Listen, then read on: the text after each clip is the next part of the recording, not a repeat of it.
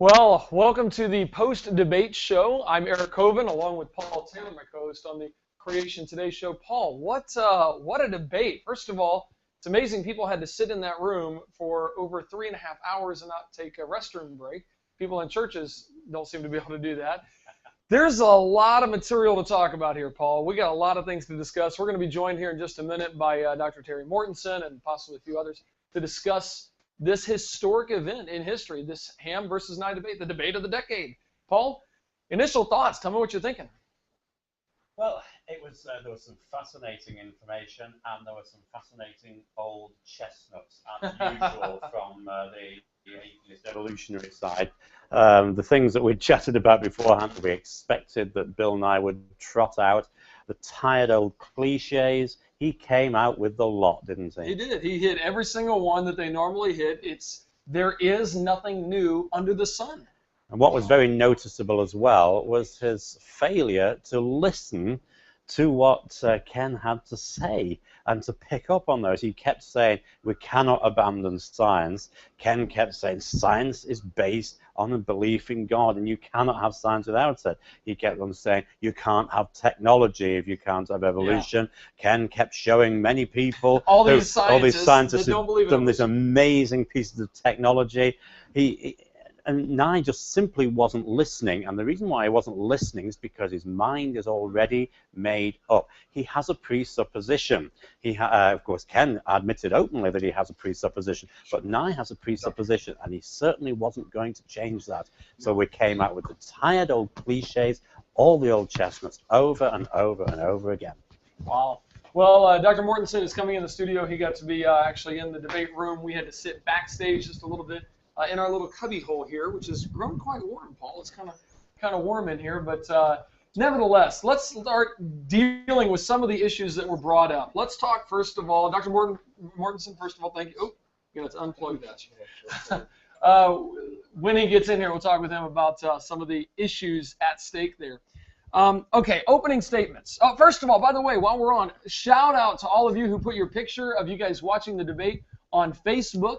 I've got several of them loaded up on my computer here, and thank you, Chris, for sharing your photo. A lot of people started sharing photos that were groups. I got a text message from Dr. Andrew Favich at Liberty University, and they had literally several thousand people watching the debate via the internet feed there in multiple locations at Liberty University.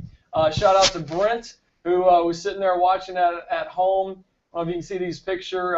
Alan is sitting there watching it in California. Thank you, Alan. Let's see here.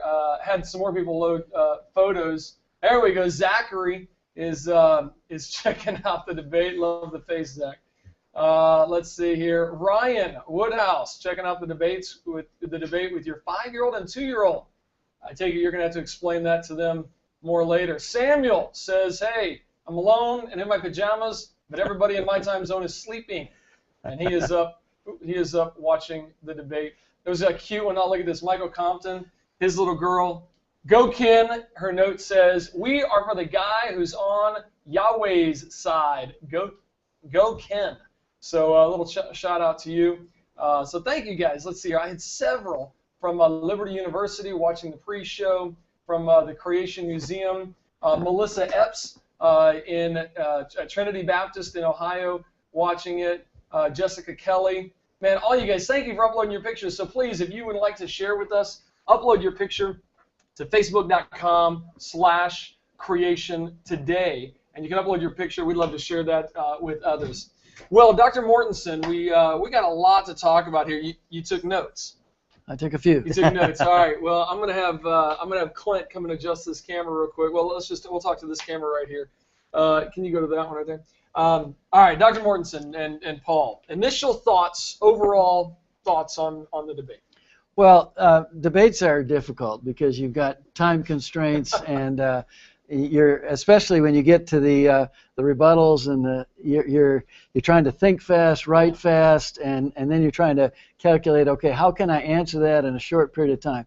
So they both did a very good job, and I think it was a good debate. I really enjoyed it too, and I got to say, I got to commend, and I kind of knew this would happen. Bill Nye really is a good presenter. Mm-hmm. He knows how to use humor and tell stories and really connect with people, and I think Bill Nye certainly did that. Paul and I were just talking before you walked in. We wish he would have actually listened to some of the things Ken was saying, because Ken would talk about the historical versus operational. Nye would just dismiss it and then mix the two together without even acknowledging, okay, I can see your point there. There's a difference between historical science and operational science. Can you well, let's just more? pick up on the example he shared. I don't know if it was in the 5-minute or the 30, the CSI television program, the crime program. Yes, they're doing lab experiments. They can simulate a bullet in the lab going through a piece of wood and what kind of hole it makes. That is certainly relevant to the question of what happened in the past, but an eyewitness is part of the evidence. Yes. And Bill Nye wants to dismiss any eyewitness and say we're only going to look at the circumstantial evidence. Well, lots of people have gone to prison on the basis of a case by the accusing attorney on just the circumstantial evidence, and later an eyewitness comes forward and they find out, no, that guy didn't commit the crime, it was this other guy. And when they take the eyewitness testimony and go back and look at all the evidence, it all fits together. And then you begin to see that the other evidence was actually misinterpreted because of some false assumptions. So that television program is actually giving you an example of historical science. When they reconstruct who done it in the past, they are not recreating the scene in the laboratory. They are recreating an analogy, and then they are assuming the analogy is the same as the actual event. I mean, Terry is absolutely right here. It's a very important point, because my son is actually studying forensic science at the moment. He's an undergraduate at the University of Glamorgan in South Wales, and I remember him visiting the Black Museum at the South Wales Police headquarters and talking about that very fact, because the museum is full of examples of exactly what you just said. Cases where what seemed to be a watertight case made against a particular person, then subsequent investigation showed something different, and the eyewitness is the obvious important piece of scientific evidence. And Ken hammered this point home, that we do have an eyewitness. Mm-hmm. We have an eyewitness to the events of creation. That is God himself. And the opening statements really showed where things were going to go, because Ken's opening remarks were talking about the importance of understanding where the laws of logic come from, where the laws of science come from, the fact that there's a uniformity of nature, actually hammering home the point that the laws of nature have not changed, and we expect that because of God. Nye just simply did not pick up on any of that, and flatly contradicted it in what he said, claiming that Ken was saying that the laws of nature do change, when Ken's opening remarks said precisely the opposite. Nye was all about saying, well, there's nobody else who believes that observational science and the historical science are different. Ken showed in his presentation that that's not the case. So that right from the opening statements, you could see that Ken was on completely solid ground. Nye was on ground where he was simply making a statement that he wasn't going to listen to anything else, because he already got his presupposition that God doesn't exist, regardless of the fact that that was going to be an irrational position to take. I think it was unfortunate, and I was disappointed that Bill kept misrepresenting the debate by saying Mr. Ham's view. Yeah, this is not Ken Ham's view. This is the view of the Jews and virtually all Christians up until the 19th century. This is and the other thing he kept saying was the Bible that was translated over 3,000 years. Now, the English is a translation of the Hebrew and the Greek, and we have copies of the ancient Hebrew and Greek, and it says the same thing in Hebrew. I went to seminary. It says the same thing in Hebrew that it says in English, and it says the same thing in German, Russian, Spanish, or any other translation. And so Mr. Nye is he's skewing the argument by saying that it's Ken Ham's view, when it's not. It's the view of most Christians and Jews until the 19th century, and a lot of Christians and some Jews even today. So that's a distortion. The other thing is, I think we need to make a point that Ken made, but I think it sometimes got lost because he didn't have enough time, that the laws of nature don't change, but the rates of processes change. So nobody's denying that radioactive isotopes decay into stable ones. Right. The issue is the rate of decay that they've only observed for 100 years. Radioactive decay was discovered just before the 20th century. They've only been observing, let's say, uranium decaying into lead for 100 years, but the half-life, the decay rate, is 4.5 billion. So they've extrapolated from 100 years of observation and assumed that it's always been constant in the past. That assumption of a constant rate is the false assumption. Yes. Let me add one other thing, and then you build on that. We do believe in the uniformity of nature back in time to the flood. But the flood was a critical disruption in the normal course of nature. All the laws didn't change. Water still flowed downhill in the flood just like it does today. But the tectonic processes that were going on make Mount St. Helens and continental drift that we observe today look like a Sunday school picnic on a sunny day.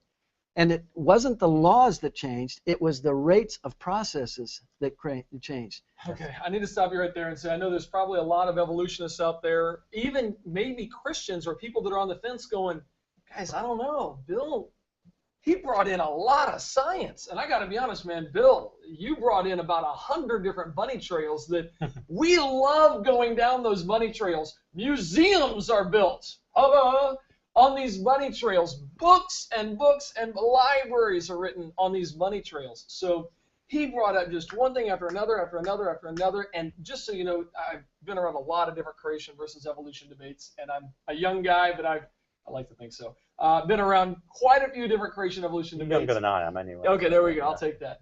And bottom line is, they do that all the time. They'll just spitball a whole bunch of different things, whichever ones you address. And as you notice, Ken addressed a couple of those things that he had time to address. Whichever ones you address, they ignore. And then they focus on the ones that you didn't address and go, well, you didn't answer this and this and this. Of course you're not going to answer 100 of those. I mean, I've got a list here, you know, about the different claims. Okay, the ice core samples. There's a great explanation for that. Excellent explanation. The bristlecone pine tree, the Grand Canyon, the predictions that evolution should make that don't come true, the predictions that creation makes of symbiotic relationships and of the worldwide flood that it makes of the layers of sediment, that there won't be any erosion between it, and the polystrata fossils. Anyway, this, for me, I'm like, okay, here's fodder. We could sit here and go through his list and talk for the next 4 days on the things he went through. Help people understand the bigger picture real quick before we maybe hit on a couple of those. And I noticed we're blessed. Dr. Danny Faulkner is here, and you'll notice he was in the debate featured there. And so I want to get him to weigh in on us in this just a second. So thank you for being here. But let's back up and get this big picture. Ken was trying to say, look, you got historical science versus operational science. Nye was saying, no, it's the same thing. Help people get this bigger picture and understand, okay, how do I go back and watch this and once again refilter through a proper perspective? Well, I think that there really is a difference between watching, let's say, E. coli reproduce in the laboratory. That's a different question than the question, where did the genetic information come from in the DNA of the E. coli? Can you get genetic information from non-living matter by the sun just shining on an ocean with a bunch of chemicals in it? And that's making it sound simple. When you say the word genetic information, whoa, are you really saying a mouthful? Can you get the code for Microsoft software by the sun shining on wires and plastic and glass or whatever else is inside a computer? Careful, some people might argue yes. Yeah. Now, but that question of information, which Ken started to talk about, But again, the shortness of time and the vastness of the subject, you just can't do everything. But Bill Nye never addressed that question. Where did genetic information come from? I loved how in the question and answer time, they would ask questions and he'd say, look, we don't know. Hey, we don't know. And man, the way Ken came back, I think I loved the debate. I think Ken's strong suit was the last half in the question and answer time. And he certainly, I loved when he just came back and said, you know what? We happen to have a book that gives us that answer. Several times on the questions, he did a great job of just coming right back on that. We happen to have a book that answers what you can't answer. And when you are going to go with a naturalistic philosophy and say we're going to ignore, if their definition of science has to ignore the supernatural, then automatically they're going to come to wrong conclusions. And I think that's what we see. You know, I was kind of intrigued by Bill's, one of his last comments about the joy of discovery. But I thought, what is the joy of realizing that I came from pond scum as a result of an explosion? We were talking about that. And that eventually I'm going to die, and I won't be here. I won't remember that I ever lived. Nobody else will ever remember. What is the joy of that? It's purposeless, as Richard Dawkins and William Provine and others have said. There's no purpose. There's no morality. All you have in evolution is what is. Yeah. And it's the survival of the fittest, and if I'm stronger than you and I'm a lion and you're a gazelle, sorry, you're my lunch. And if I'm Hitler and you're a Jew, sorry, you're lunch. And if I am outside the body and you're in the mother's womb and I don't want you, sorry, you're lunch. There's no basis for morality or purpose, and Bill is stealing from the Christian worldview to find joy in discovery when there's no purpose or meaning to it. I mean, this is absolutely right. You know, Terry's completely correct in what he's saying. And you know, there were a few occasions when Bill Nye got seemingly quite emotional about protecting what he called science education. Now, I've been involved in science education. I was in public schools in England for 20 years. Back in the 1800s? A long while ago, yes. So science has changed since then. They're no longer trying to turn lead into gold. But even so, I was passionate about education. You know, and I've done a lot with this. I was part of a focus group that was advising the British government on the inception of the national curriculum in science in Britain.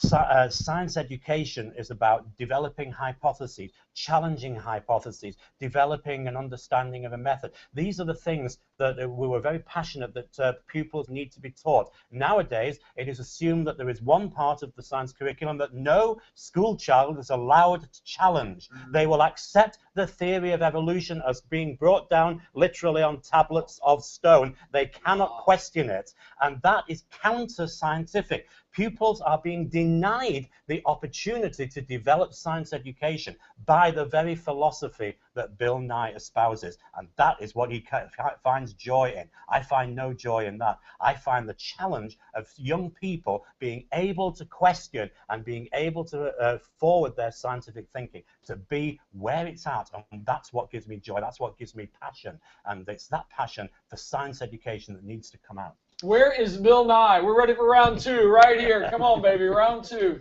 You know, the other thing, Bill kept talking about the science out there. Yes. And yet, Ken gave a few examples with video clips of men who are excellent PhD scientists developing science technologies. And he could have mentioned others. There's a professor, DeWitt at Liberty, who's an expert on Alzheimer's disease and is published in the technical Alzheimer's literature looking for cures for that disease. So it's not the science out there as if it's outside this museum. Those creation scientists don't live in the museum. They live out there in the real world, out there. Yes, Dr. Mortensen will be far too modest to mention, of course, that his PhD was not gained in a Christian institution. It was gained in a secular university over in another country somewhere. Yeah. What country? The country of England. Oh, man, you like to bring up England, Paul. He's got to get it in every chance he gets. Oh, my goodness. All right, Dr. Mortensen, I want to hear from Dr. Faulkner, but before you go, give me one last, let me just pick one out of all these things, because people are going to want to know, well, do creationists have answers? I mean, would you really need 11,000 new species a day? You know, if you can't have that big old giant ship with 14 crew members can't make it, how's Noah and his family going to make it? I mean, what are we going to do here? Is the Bible false? We just got to believe it anyway? Yeah. Help them out here with one or two of There those. are small family farms where a farmer and his sons take care of 3,000 hogs, and they feed them every day. There are feed systems, there are waste removal systems that don't require a PhD, so that's not a problem. The other problem is we see evidence of rapid speciation, both through mutations as well as recent research showing just in the last few weeks, there's an article on our website about programmed mutations that are actually designed to produce new varieties, but it's all mutation or change of existing genetic information. It's not creating a creature with wings that didn't have wings, or creating hair for a creature that didn't have hair. It's producing variety within the created kinds, and that's what we see over and over again. And 15 years ago, we used to talk about junk DNA. No geneticists talk about junk DNA. They know that 85% of the DNA that they thought was just left over from our animal ancestry is actually controlling the expression of genes, like on-off switch. They're regulatory, and they're finding another layer of information. We don't know what all is there, but everything that we learn keeps confirming that creatures reproduce after their kind, and no new genetic information is produced by these random processes. Yeah. It's just a shuffling of the genetic code, or in the case of some mutations or natural selection, sometimes loses genetic information. But there's nothing to create it, and certainly nothing that the evolutionists have ever presented to show how the first living cell, the DNA for the first living cell, popped into existence by time and chance and the laws of nature. I'm really glad Bill Nye acknowledged that and said, look, we don't know. We don't have those answers. And he said that several times. And I'm really glad he just admitted that. Yeah, well, let me thank you for being on the show. Thank you very much. Good to be with you. Dr. All right, good to see you, Paul. You can get mic'd up, Dr. Faulkner, and love to hear from you on some of this. Paul, I think that one of the key takeaways that I'm taking away from this, first of all, is, and just so you know, there really are great answers to every single thing he brought up. How come we find the bristlecone pine tree that they say is 9,500 years old when really we know it's only 4,500 years old? Because trees can get more than one pair of rings in 1 year, based on drought, based on different things. Why are there all these core samples showing? And he's saying that, man, there's too many pieces of evidence. For example, there were the bombers back in World War II that had to land in Greenland, and they went back 55 years later. They were already 200 feet under ice. And Ken mentioned that, and of course, let's just address. Hey, Dr. Faulkner. Hey, how you doing? pretty good. Good. Thanks for joining us. Let's just address this point, because there were so many scattergun things. There are answers to all those. We could sit here for a very, very long time, but there are answers there. I mean, for example, all the things that were scattered out, for example, about astronomy and about cosmology and things like that. If you just look at the Answers in Genesis website, go to the research journal, for example, you'll find that our new guest here has written a detailed summary of all the things that have appeared in the last 20 or 30 years in peer-reviewed creationist literature that actually address all those things. So the answers are there. You just need to go and look. Is that true, Dr. Faulkner? Do we really have these answers? I mean, not come for on. everything, but we have a lot of answers out there, and I was a little surprised. I'll be honest. You're really a young Earth creationist that is a scientist that studies stars and binary stars, and you really do scientific research. I'm a stellar astronomer. I love that, by the way. I'm a stellar astronomer. That was great. I'm not. No. But anyway, okay. Give me your thoughts on this debate. Well, I thought both gentlemen did a good job representing their positions. A lot of information put out there.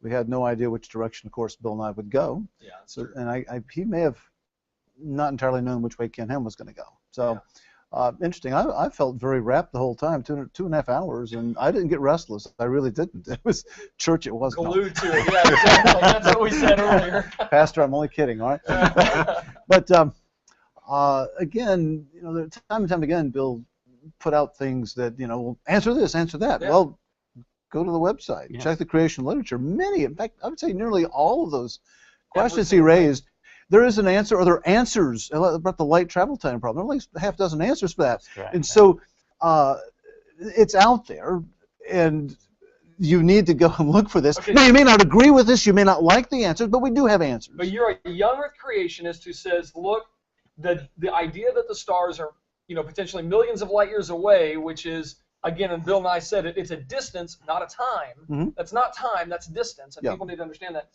That can fit into the 6,000-year-old God created the world in 6 days model of the universe, like the Bible says. I think so, yeah. Wow. And you said there's several models out there that can predict that. Yeah, I even published my own last year. It's in the Answers Research Journal. If you go to the website of Answers in Genesis. How smart do you have to be to read that journal? Well, it depends on the articles. When I write the articles, I try to write to the educated layperson. I'm writing for someone who's scientifically literate but not an astronomer. And I think I do a pretty good job of doing that. Excellent. And I try let to us know on Facebook how he does. I try. I'll let you know. Pass it on. But I try to, think of people such as biologists and other people who may not know anything about astronomy. I try to define my terms and put it forward. So I've published a number of papers there and elsewhere. But the Answers Research Journal, you just go to the Answers in Genesis website, and up at the top right, you can click on the research journal we have. And I published it last year, I think midsummer, I'm not sure. And it's one about my solution, and I won't talk about it now, just let the people go there. But there are other solutions out there.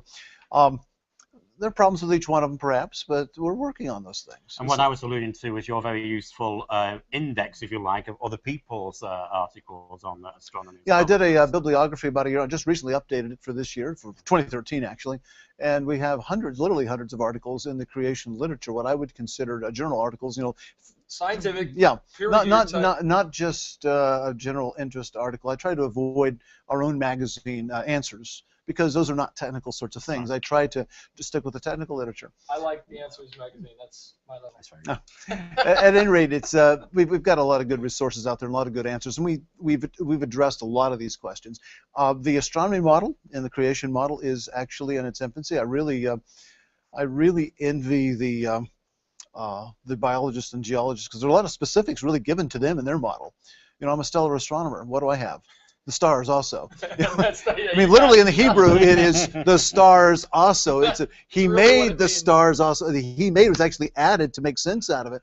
It's almost like an afterthought. So we have very little specifics to work with, and our models are really just getting started in the creation stellar, or at least astronomy. That's fascinating. Several times, Bill and I brought up the idea of species versus kind, and when I think of the work that's being done in creation astronomy, and I compare that to what's been done in creation baraminology, the created kinds, I go, wow, we've seen some incredible progress in determining what were the original kinds of animals. I mean, Ken Ham alluded to that, or he said there's only about, 1,000 different land-dwelling kinds of animals. And then Bill Nye used kind of a straw man argument to say, well, what about all these millions of species?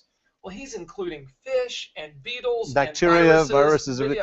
I mean, that's a standard, and really, I hope he knows better than that. But people have been throwing that up for tens of millions of species, and they say they're lowballing it. Maybe they are, but they're including all sorts of things that very clearly didn't have to be on the ark. Right, and not to mention the idea that, okay, you can have 3 different types of frogs that the outside 2 can't interbreed, but they can interbreed here, but they call them all different species. Yeah, and if you get down to the number of species that exist of the kinds that would have been on the ark, you're down to thousands, maybe tens of thousands, maybe 100,000. I don't know. But so that speciation rate he had is specious, and you don't get this 11 per year. Way bigger than what it really is. That's right. That's fascinating. Okay, we have run our course for our 30-minute post show. Thank you guys for joining us so much. We've got more at creationtoday.org for you with blogs and articles and videos. Of course, Answers in Genesis. Any last thoughts? I mean, again, big picture view. They just kind of spoke their own language, and Ken just stuck right with the truth. Bill said, well, I felt like Bill was coming to Ken's turf and should have dealt with what Ben said, or what Ken. I'm getting confused here. Bill should have dealt with what Ken said, and he really just kind of preached his own message instead of really dealing with the subject that was brought up with Ken of historical science versus operational science, and just kept confusing him and acting like, oh, that's no big deal. Is that kind of big picture? What's your big picture takeaway? I have to agree with that. Okay. Like a perfect example, I think from astronomy, he talked about the expansion of the universe. He brought it up, and also a question brought that up as well at the end there. And we make these measurements of the spectra of galaxies. We find the redshifts. There's a good correlation between their distances and redshifts. That's the raw data. That's the observational astronomy. Only slightly removed from that is the interpretation, the best interpretation being the universe is expanding. That is an interpretation, but it's not far removed from the data. Okay, the universe is expanding. I think Bill has taken the approach that expansion of the universe of necessity means that the Big Bang happened. And I could probably give you 100 different scenarios for the expansion. Yeah. In fact, there are people out there, non-Christian folks, who are spinning different types of scenarios. They're minority opinions, but there are ways of doing that. So that's where the interpretation comes in of a historical or origins nature. And I think Bill refuses to see that distinction. He thinks that observational science has proved the Big Bang. No, the interpretation of observational science has given evidence for the Big Bang, but it's not the same thing. He's just agreeing with the story that goes with that evidence, and there's a lot of different stories to go around there. Paul, big picture. I mean, this confusion of the story with the fact is where it's all at, really. Yes. But Bill Nye started with stories. In fact, we talked beforehand that we thought he's going to start with stories, and he started with an anecdote about his bow tie. And really, it was just from then on a series of stories after stories after stories. The big picture, as far as Ken's concerned, is what he started with, we've mentioned already, and what the museum here starts with, which is that you start by seeing that people have different starting points, different worldviews, different presuppositions with which to address the data, and we then see that the data, the evidence that we have, is consistent with a biblical worldview. But we don't believe the biblical worldview because we have the evidence that tells us that. We start because we have that revelation there that the biblical worldview is correct. Because if that was not the case, then we wouldn't have any means of being able to prove anything at all. We wouldn't have anything on which to build. When Bill Nye talks about what he refers to as truth, he's borrowing from the Christian worldview, because there is no definition of truth and morality without the Bible. When Bill Nye starts to talk about the laws of nature, he's borrowing from the biblical worldview, because there is no solid definition of the laws of nature and their existence, and the laws of logic and their existence, without the belief that God is. And so everything depends on the truth that God is, and that God exists, and that the Bible is true. And the irony is that Bill Nye is using all those things in order to try and prove that it is not the case, and that's why his view lacks consistency, and that's why Ken's has complete consistency, because it's not Ken's view, it's God's view as revealed to us in Scripture. I think Bill, real quick here, Bill is using and saying, because most scientists believe the story, I'm going to believe that story. And I think Ken did a good job, for example, pointing out the tree of life and showing all we have are the tips and the nodes out here. All the lines that connect them all the way down to a single-celled organism, 3 billion years ago, that's the story that they've made up to create this. And it's the story. All those lines are just a story. And the creation worldview makes much more sense when it comes to showing that, look, this is an orchard of a lot of different trees. Variation happens, but there's limits. And I like the way Ken handled that. I thought that was pretty good. Well, thank you guys so much for joining us on the pre-debate, the debate, the post-debate. If you stuck through all of this, you deserve a prize. Go buy something. Matter of fact, you might want to go buy the debate and actually share this with a friend. When you purchase the debate, either from Answers in Genesis or from the Creation store at Creation Today, just to let you know, the proceeds from that are going to help cover the enormous costs of this debate. I want to ask Bill Nye how much they had to pay him to come here, because I promise you, it wasn't cheap. And he didn't come for free just because he's passionate. I promise you that had something to do with it. Anyway, maybe one day that cat will get out of the bag and we'll find out how much it costs. So support the debate. Buy the DVD. You can get it or buy the download of the debate. I want to encourage you to do that. Thank you guys so much for joining us. We'll look forward to seeing you more on Facebook at Creation Today or Twitter at Creation Today, or the guys at Answers in Genesis. If you got questions for them, answersingenesis.org. God bless you and have a great night.